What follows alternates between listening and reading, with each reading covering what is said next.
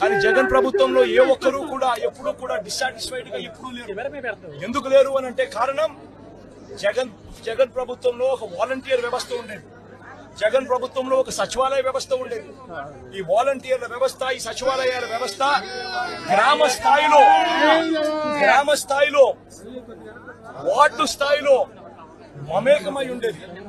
వీళ్ళందరూ కూడా వాలంటీర్లందరూ కూడా ఎప్పుడు వరద వచ్చినా కూడా, ఎప్పుడు తుఫాన్ వచ్చినా వీళ్ళ సహాయ సహకారాల వల్లే గొప్పగా ఎటువంటి కంప్లైంట్స్ ప్రజల నుంచి రాకుండా సాచురేషన్ పద్ధతిలో ప్రజలకు మంచి చేయగలిగారు.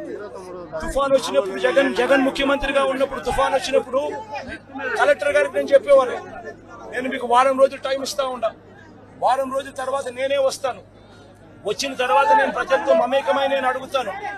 ఏ ఒక్కరి నోట్లో నుంచి కూడా కలెక్టర్ మాకు పలకలేదు, కలెక్టర్ స్పందించలేదు, కలెక్టర్ వల్ల మాకు నష్టం జరిగింది అన్న మాట ఎప్పుడు వినపడకూడదు అని చెప్పి నేను ఆదేశాలు ఇచ్చేవాడిని. మా కలెక్టర్ బాగా పనిచేశాడు, మా కలెక్టర్ మంచివాడు అనే మాట వినపడాలి అని చెప్పి గట్టిగా కలెక్టర్లకు ఎప్పుడు చెప్పేవాడిని. చెప్పిన ప్రకారం నేను ఖచ్చితంగా వారానికి నేను వారం రోజుల తర్వాత నేను పోయేసరికి వాలంటీర్ సైన్యం అక్కడ ముందే ఉండేది. గ్రామ సచివాలయాల్లో పనిచేసే మొత్తం పిల్లలందరూ కూడా అక్కడే ఉండేవాళ్ళు. ఆ వారం రోజుల పాటు వాళ్ళంతా కూడా ప్రభుత్వం అంతా కూడా పూర్తిగా కలిసి ప్రతి గడపకు వెళ్ళేది.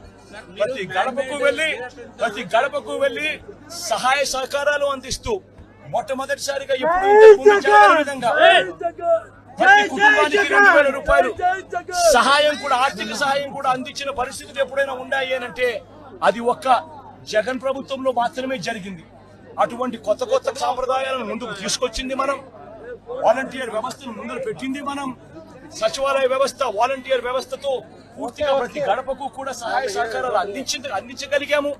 రిలీఫ్ క్యాంపులు తుఫాను వచ్చే నాటికే రిలీఫ్ క్యాంపులు ఏర్పాటయ్యేటివి. ముందుగానే లోతట్టు ప్రాంతంలో ఉన్న మనుషులందరినీ కూడా ముందుగానే రిలీఫ్ క్యాంపులకు ట్రాన్స్ఫర్ చేసేవాళ్ళము. రిలీఫ్ క్యాంపుల్లో అందరినీ కూడా బాగా చూసుకోవడమే కాకుండా రిలీఫ్ క్యాంపుల్లో బయటికి వెళ్లేటప్పుడు డబ్బులు కూడా 2,000 రూపాయలు డబ్బులు కూడా సహాయం కూడా ఇచ్చి పంపించిన కార్యక్రమం కూడా అప్పట్లో జరిగేది. అప్పటికి ఇప్పటికి తేడా గమనించండి. చంద్రబాబు నాయుడు కూడా కనీసం ఇప్పటికైనా ప్రజలకు క్షమాపణ చెప్పి కనీసం చేయాల్సిన పనులు ఖచ్చితంగా చేయమని చెప్పి అడుగుతా ఉన్నాం.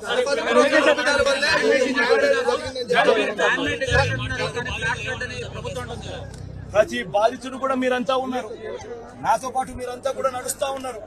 బాధితుల దగ్గర మీరు కూడా మైకు పెడతా ఉన్నారు, బాధితులు మాట్లాడిన మాటలు మీరు కూడా విన్నారు. ఒక్క బాధితుడికైనా కానీ ఇక్కడ నుంచి మేము వస్తా ఉన్నాం, ఇక్కడ నుంచి మేము ఎక్కడికి వెళ్ళాలి అని అంటే, ఎక్కడి నుంచి ఎక్కడికి వెళ్తా ఉన్నారనంటే తెలియదు సార్, తెలియదన్నా, ఇక్కడ నుంచి పోవాలి, మా బంధువులు ఇళ్ళకి పోవాలనే మాట చెప్తా ఉన్నారు. కానీ కనీసం ఒక్క బాధితుడన్నా కానీ రిలీఫ్ క్యాంపులకు మేము పోతా ఉన్నాము, రిలీఫ్ క్యాంప్ అక్కడ ఉంది, రిలీఫ్ క్యాంప్ అక్కడ పెట్టారన్న మాట కనీసం ఒక్కడన్నా చెప్పాడని అడుగుతా ఉన్నాం. కనీసం ఒక్క బాధితుడన్నా కానీ చెప్పాడని అడుగుతా ఉన్నాం. మీరే విన్నారు, మీరే చూశారు. ఆ బాధితుడు నేను అడిగా, ఈ 2 రోజుల నుంచి కనీసం మీకు ఏమైనా సహాయం అందిందా అని చెప్పి, కనీసం ఇంటికి వచ్చి ఎవడైనా డబ్బు ఇచ్చినాడా అని చెప్పి అడిగా. ఇంటికి వచ్చి మంచి నీళ్ళు ఇచ్చే కార్యక్రమం జరగలేదు సార్, డబ్బులు కదా దేవుడు అని చెప్పి మాటలు మీరంతా కూడా విన్నారు.